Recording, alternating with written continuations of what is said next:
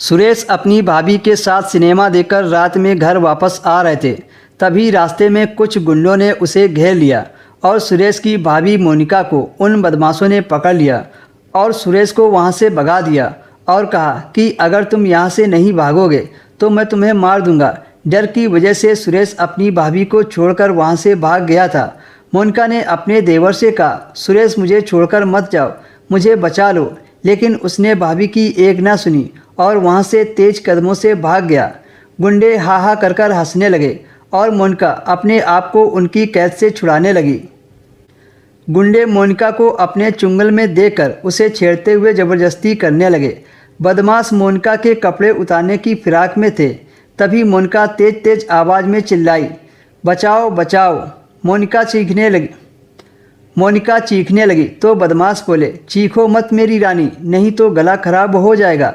तुम्हें बचाने वाला यहाँ कोई नहीं है, तुमको हमारी प्यास बुझानी ही पड़ेगी। तभी एक बदमाश बोला, हाय कितनी सुंदर लड़की है, आज तो मज़ा ही आ जाएगा। तुम्हें पाने के लिए कब से हम तड़प रहे हैं। बदमाशों ने मोनिका का मुंह दबोच लिया और घसीटते हुए ले जाने लगे।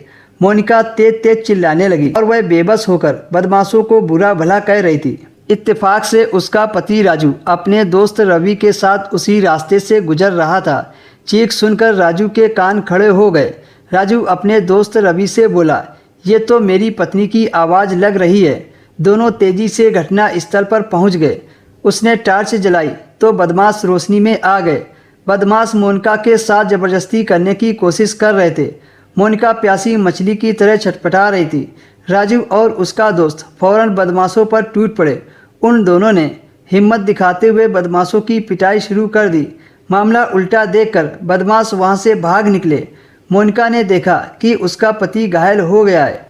बदमाशों ने राजू के पैर पर चाकू से वार किया था। मोनिका जैसे तैसे खड़ी हुई और अपने पति के सीने से लगकर फूट फूट कर रोने लगी। उसने अपने आंसुओं से राजू के सीने को तर कर दिया। रवि बोला, चलो घर चलो। राजू ने मोनिका को सहारा दिया।